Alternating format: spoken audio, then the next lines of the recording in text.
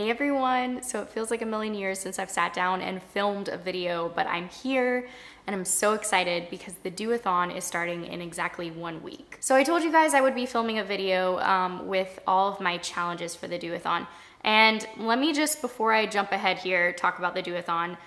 If you have no idea what I'm talking about, go ahead and watch the announcement video that's linked down below. The Do-A-Thon is not a readathon, but it's inspired by readathons, and basically it's an effort, it's a week-long effort for all of us to get motivated and inspired and be productive and do the thing.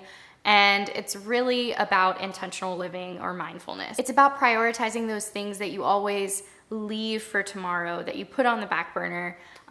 So hopefully, if you're joining in on the Do-A-Thon, you'll accomplish small and big tasks that you've been meaning to get to.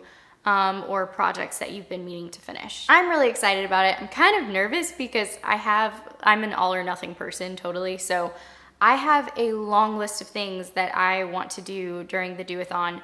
But I'm going to try to prioritize the best ones for the challenges, and then whatever else I can get done, great. So anyway, yes, this is going to be a very hopefully quick video on just the top challenges that I hope to complete. So the first challenge for the Do-A-Thon is to do one thing that scares you or do something that challenges the story you tell yourself. So for this one, I actually had one idea in mind that isn't going to work for that week. I wanted to take a women's self-defense class. Because it's something that I think would challenge the story I tell myself, the narrative of weakness that I tell myself.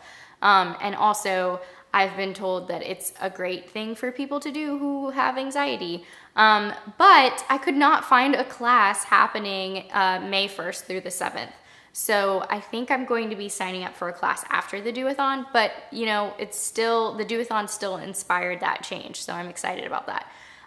But for this challenge, I am hoping to do something a little bit more lighthearted than a women's self-defense class, and that is a hula hooping class. There are a lot of people in my life, I feel like, who know that I've like really wanted to get into hooping. Like, it's just something that I've always wanted to do, but I've always felt so silly at the idea of it. Like the idea of going into a class, not knowing how to do it at all, like the hoop dancing kind of class, and just kind of making a fool out of myself is kind of scary. So, but it's something that I think could be really great for me, and you know, I just always wanted to do it. So yeah, I'm finally going to sign up for a class. I think there's a class on this Saturday of the Do-A-Thon. So I'm gonna do it. Like, I'm just gonna do it, and I'm gonna show up and not know anyone and not even have a hula hoop, but hopefully I'll learn something. So that in and of itself could actually accomplish 2 challenges, which is 1, do something that scares you, or 2, learn something new, but I actually have something else to learn something new. But it's good to know that it checks off 2 of those boxes. Okay, the second challenge is to complete a project, creative or otherwise, that you've been putting off. So for this one, I, again, have like a long list that I'd love to get to, but what I really want to get to the most time-consuming project is going to be painting our master bedroom, because we've been wanting to paint it ever since we moved in, which is about 7 or 8 months ago, and I hate painting rooms. Like, I absolutely hate painting. I like painting for fun, but painting bedrooms is just not a good time for me.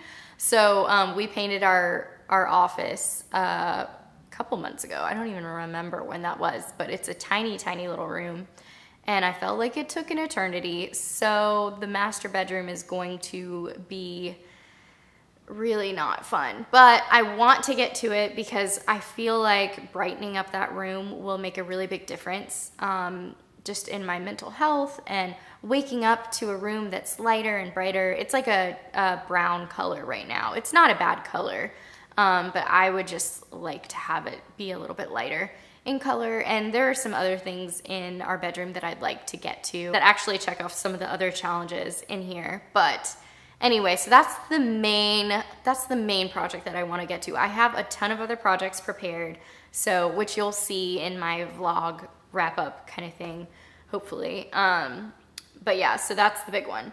And then the third challenge is to do something that involves someone else or do something for someone else. And this one I'm really excited about and really nervous. One of my dear friends is a third grade teacher. And she and I talk a lot about early literacy and the importance of teaching kids how to read and just foster that love of reading at a young age. And so I reached out to her and kind of said, hey, are there any programs out there that you would recommend where I can volunteer and, like, I don't know, mentor a student or read to a student, and just kind of have that opportunity to share in the love of reading with kids. And she actually told me that her classroom is always looking for guest readers, people who can come in and read with the kids. So I was not anticipating reading to a large group of kids, and I know they're just children, but it just kind of makes me nervous. But I'm going to read to her classroom. So I don't know what day of the week I'm going to be meeting with her classroom, and I don't know what I'm going to be reading yet. So if you have any suggestions, like if you have kids or if you're a teacher, librarian, or whatever, and you know some good books for that age range, like third grade, please let me know. I would really, really appreciate it, because I'm not sure what I'm gonna read yet.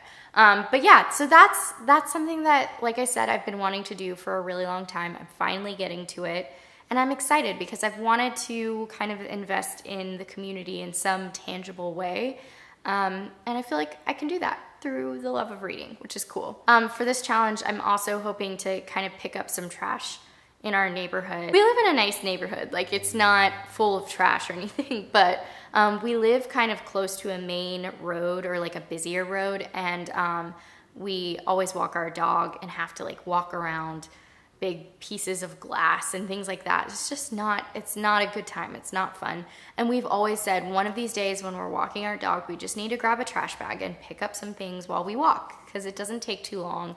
Actually, our neighbor, she has two little kids, and they do that on their walks, and they like love to do it, to pick up trash as they're walking. It's like a fun thing that they do together, which I just think is really cool. It's an intentional way to make an impact in your community, but you know, you're not losing a lot of time. You're not necessarily giving up a whole lot. It's just kind of being mindful of where you are and taking ownership of where you are. And yeah, I'm excited about that too. So the fourth one is to learn something new. And for this one, I really want to learn how to crochet.